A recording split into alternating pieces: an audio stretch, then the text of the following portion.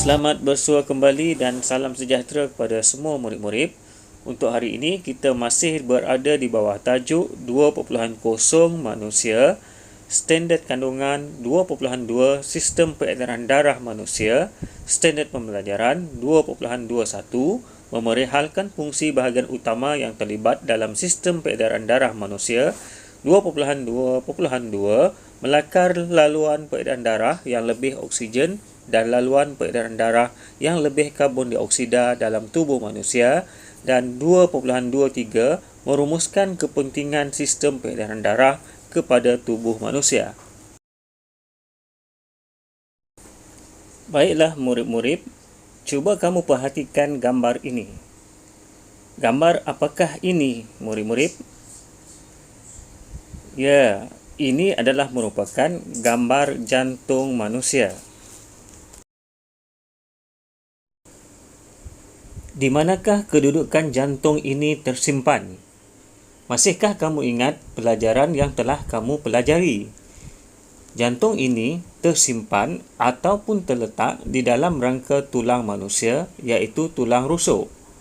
Tulang rusuk berfungsi untuk melindungi jantung, peparu dan organ dalaman yang lain.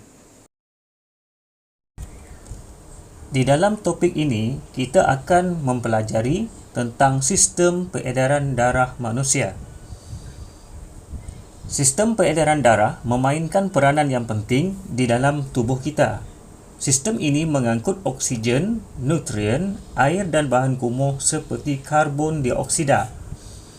Bahagian utama yang terlibat dalam sistem peredaran darah manusia ialah jantung, salur darah dan juga peparu.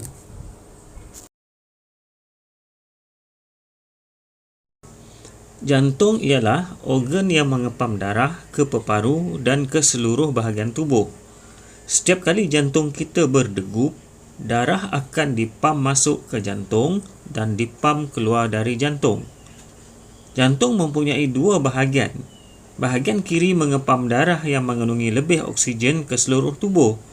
Bahagian kanan pula mengepam darah yang mengandungi lebih karbon dioksida ke peparu.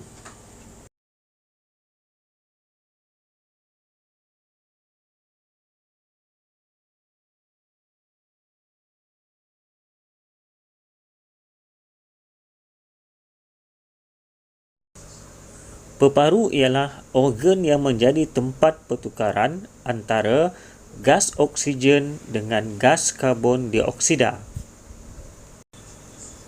Pertukaran gas antara gas oksigen dengan gas karbon dioksida berlaku semasa kita menarik dan juga menghembus nafas.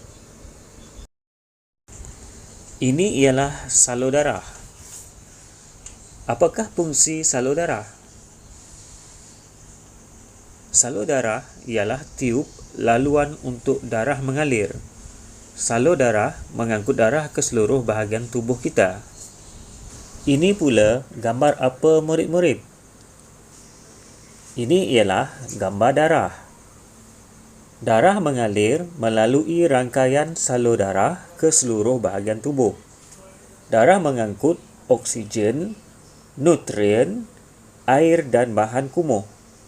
Bahan kumuh seperti karbon dioksida disingkirkan di peparu.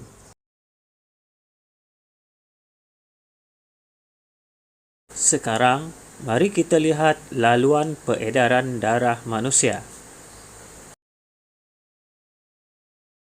Di dalam laluan peredaran darah manusia, ada salur darah yang mengangkut darah dari jantung ke seluruh bahagian tubuh. Ada salur darah yang mengangkut darah dari bahagian tubuh ke jantung. Bagaimanakah darah beredar di dalam tubuh kita? Cuba kamu lihat rajah ini. Rajah ini menunjukkan laluan peredaran darah manusia. Perhatikan gambar rajah ini. Apabila kita menarik nafas, udara yang mengandungi lebih oksigen memasuki peparu dan diserap ke dalam salur darah. Darah ini dikenali sebagai darah lebih oksigen. Jantung mengepam darah lebih oksigen ke seluruh bahagian tubuh kita. Setelah tubuh manusia menggunakan oksigen, karbon dioksida terhasil dan diserap ke dalam darah. Darah ini dikenali sebagai darah lebih karbon dioksida. Darah lebih karbon dioksida ini akan dibawa ke jantung. Dari jantung, darah lebih karbon dioksida ini akan dipam pula ke peparu. Peparu akan menyingkirkan karbon dioksida ketika kita menghembus nafas. Sebagai info, proses peredaran darah berulang setiap kali kita bernapas. Sekarang, mari kita bincangkan apakah kepentingan sistem peredaran darah. Apakah kepentingan sistem peredaran darah kepada tubuh manusia? Bolehkah kamu jelaskan? Sistem peredaran darah menjalankan tugas yang sangat penting kepada tubuh kita. Tanpa sistem peredaran darah, kita tidak dapat menjalankan proses hidup. Antara kepentingannya ialah untuk mengangkut oksigen, nutrien dan air ke dalam tubuh. Darah mengangkut oksigen dari peparu ke seluruh bahagian tubuh. Darah yang menyerap nutrien dari usus dibawa ke jantung sebelum dipam ke seluruh bahagian tubuh. Di samping itu, sistem peredaran darah sangat penting untuk mengangkut karbon dioksida dan bahan kumuh lain untuk disingkirkan dari tubuh. Darah mengangkut karbon dioksida dari seluruh bahagian tubuh ke peparu. Darah juga mengangkut bahan kumuh dari tubuh ke organ perkumuhan seperti ginjal untuk disingkirkan sebagai bahan kumuh.